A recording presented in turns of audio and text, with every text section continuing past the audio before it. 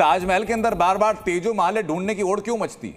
अलग अलग प्रबंध होते हैं, अलग अलग किस्से रचे जाते हैं, लेकिन मुद्दा वही आता है।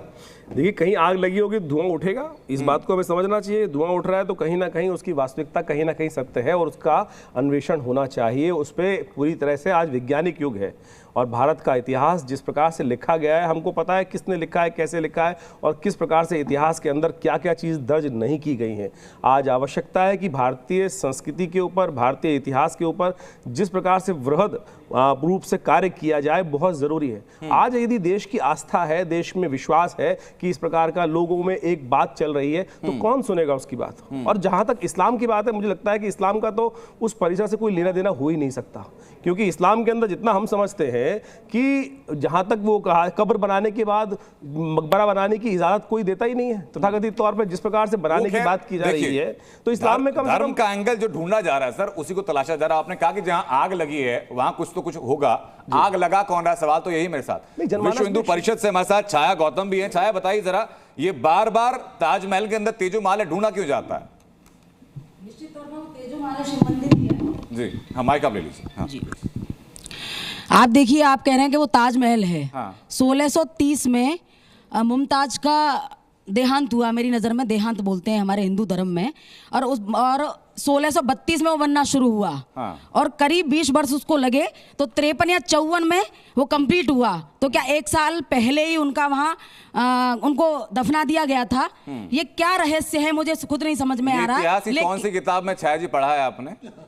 जी, इतिहास की कौन सी किताब में पढ़ा है आपने?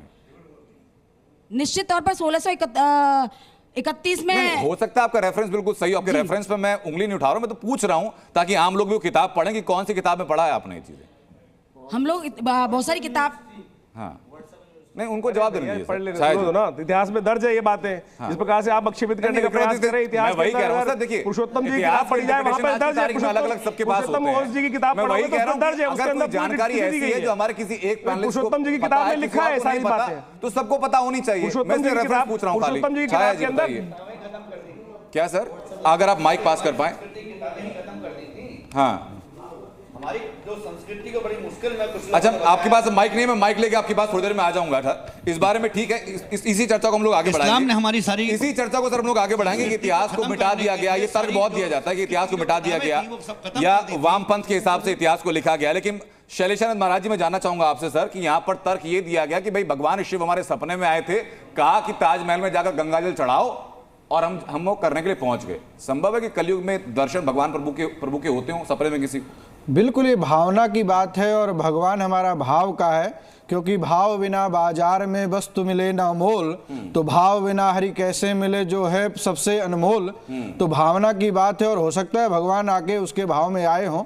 और जल चढ़ाने की बात कही हो, क्योंकि श्रावण का सुंदर महीना चल रहा है, इस समय भगवान शिव प्रसन्न है और बढ़िया सुंदर बरसात कर ही रहे हैं, तो उनको जल की आवश्यकता, वहां कब्र में कोई जल तो लेके जाता नहीं है। बहुत विनम्रता के साथ मैं पूछना चाहूंगा कि भगवान शिव ने आपको दर्शन देकर के भी ऐसा कहा कि भाई जाओ ताजमहल पे गंगा चढ़ा के आओ? बिल्कुल ऐसा नहीं, लेकिन हमारे पास बहुत सारे ऐसे प्रमाण हैं कि किसी शिष्य को कहा करके आपके शिष्य ने जिज्ञासा आपके सामने रखी हो कि भाई बिल्कुल बिल्कुल मेरे सपने में शिव जी आए थे और मैं जा रहा हूं गंगा जल लेकर ताजमहल में? देखिए, ताजमहल की बात नहीं आई, लेकिन शिव जी का स्वप्न में आना और जल का चढ़ाना और धुन का लगाना, ऐसे कई प्रमाण हैं जो हमारे भक्तों ने हमें लिख करके चिट्ठी पत्री में भी हमारे आश्रम में भेजे हैं। तो इसमें कोई संदेह नहीं है कि भगवान भक्त की भावना के अनुसार उसके जीवन में आते हैं, स्वप्न भी देते हैं। और ताजमहल का जो विषय है ये तो सरकार का विषय है, प्रशासन का विषय है, लेकिन फिर भी हमारी आस्था का जो केंद्र, जहां 1600 में ये मामला विषय सिर्फ उठता है। आस्था तक नहीं है सर, सुप्रीम कोर्ट की टिप्पणी मैं बताऊंगा आपको इस मामले में क्या कर रही है। तो मामला सिर्फ आस्था तक नहीं है, फुटेज लेने की आस्था भी है उसमें, सिर्फ भगवान की आस्था नहीं है। उमेशानंद जी, ये जो पूरा प्रपंच रचा गया है, ये मतलब प्रपंच तो मैं नहीं कहूंगा, आप बताइए प्रपंच है कि नहीं है? ये सिर्फ आस्था है या अपनी अपनी पब्लिसिटी का स्टंट भी है? देखिए, आस्था एक अलग विषय है और पब्लिसिटी स्टंट एक अलग विषय है। अगर किसी का इष्ट किसी के सपने में आता है तो उसकी आस्था हो सकती थी, वो कोई पब्लिसिटी स्टंट नहीं हो सकता। हाँ, आज के संदर्भ में उसको आप अनेक शब्दों में परिभाषित कर सकते हैं, लेकिन इस वास्तविकता को हम सबको स्वीकार करना चाहिए और करना भी चाहिए कि ये जो ताजमहल है वैसे तो सरकार का विषय है, जो एएसआई है उसका विषय है, उसके संदर्भ में क्या बात निकलती है। लेकिन हिंदू ने एएसआई ने सर बता दिया है ऑन डॉक्यूमेंट कि यहां मंदिर था, ऐसे कोई सबूत हमारे पास नहीं है। देखिए, और सरकार ने सदन के अंदर बता दिया है कि ऐसे कोई सबूत नहीं है कि ताजमहल की जगह तेजो महल कभी था या कोई मंदिर था। ये कांग्रेस की जब सरकार थी, भारत में लंबे समय तक कांग्रेस की सरकार रही, तो एएसआई ने तो ये प्रमाण दिए थे कि जहां जहां हिंदू धर्मस्थल है वहां वो थे ही नहीं, क्योंकि प्रमाणिकता से काम नहीं हो रहा था। लेकिन जब लगता है कि प्रमाणिक तथ्यों के आधार पर अगर उसकी खुदाई की जाए तो निश्चित तौर पर तेजो महल शिव मंदिर ही उसकी वास्तविकता है, वो वहां पर है। स्वामी जी, इतिहास के रेफरेंस में आपसे पूछूंगा तो अच्छा नहीं लगेगा मुझे भी। बोलिए ना, समाजवादी पार्टी में ठीक है सर, आया अगर इतिहास के रेफरेंस आप देंगे तो मैं आपके पास आ जाऊंगा। बाकी मेहमानों से रिएक्शन लेने के बाद में वादा मेरा आपसे है, जवाब देने के लिए नहीं स्वामी जी, मेरा ये वादा आपसे है कि बाकी मेहमानों से जवाब लेने के बाद, एक एक रिएक्शन लेने के बाद मैं इतिहास जानने आपके पास जरूर आऊंगा सर। स्वामी जी, मेरा वादा आपसे है, हम तो तथ्य प्रस्तुत करने के लिए। बिल्कुल स्वामी जी, तथ्य आप दीजिएगा। लेकिन अखिलेश कटियार हमारे साथ हैं। अखिलेश साहब बताइए जरा कि मामला आस्था का है कि इस मामले में कुछ राजनीति है, कुछ पॉलिटिकल एजेंडा नजर आता है समाजवादी पार्टी को? जो ये ओक साहब हैं जिनके बारे में जिक्र किया है हमने, ये आरएसएस पृष्ठभूमि के इतिहासकार के रूप में इनकी पहचान और इनको जाना जाता है। हम सब लोग ये मानते हैं कि ये जो समाज है इसे हमें आगे लेके जाना है। और भारत के प्रधानमंत्री जी का जो बयान आता है कि 2047 में हमें इसे एक विकसित राष्ट्र बनाना है, तो हमें ये देखना है, ये तय करना है कि गाड़ी हम रियर व्यू मिरर देख के चलाएंगे या सामने देख के चलाएंगे। हमें कैसा समाज बनाना है। हमें इस देश में जो 80 करोड़ लोग हैं उनके अपने जीवन यापन को कैसे बेहतर किया। हम बुराई भी नहीं है। देखिए, मेरा तर्क ये है, अगर आप अपने इतिहास को सुरक्षित रखना चाहते हैं, अपनी जो आपका जो इतिहास रहा है उसको संरक्षित करना चाहते हो, बुराई क्या है इसमें? नहीं त्यागी साहब, बिल्कुल कोई बुराई नहीं है। क्योंकि आपने बहुत अच्छी बात शुरू में कही कि भाई आर्कोलॉजिकल सर्वे ऑफ इंडिया उसके अधीन हो, तथ्य है, एक विषय है और उस पर उनकी राय भी आ चुकी है, सुप्रीम कोर्ट ने भी अपनी राय दी है। तो हम ये मानते हैं कि इस तरीके से एक नजरिया भविष्य को देखते हुए फ्यूचर ओरिएंटेड हमें बनाना चाहिए।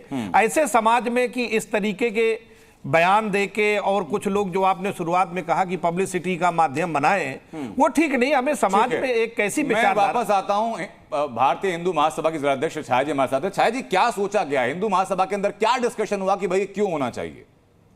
आपका एक सवाल मैं बहुत देर से सुन रही हूँ कि क्या सबूत है, क्या साक्ष्य है कि वो शिव मंदिर है, और आप जैसा बता रहे हैं कि एएसआई ने बोला है कि वहाँ कोई साक्ष्य नहीं है। आप मुझे सिर्फ इतना बताइए कि वहाँ अंदर जब आप तेजो महल शिव मंदिर के अंदर जब जाते हो तो वहाँ इनले वर्क हुआ है, उसके अंदर आपका कमल का फूल है, गुलाब का फूल है, शंख है।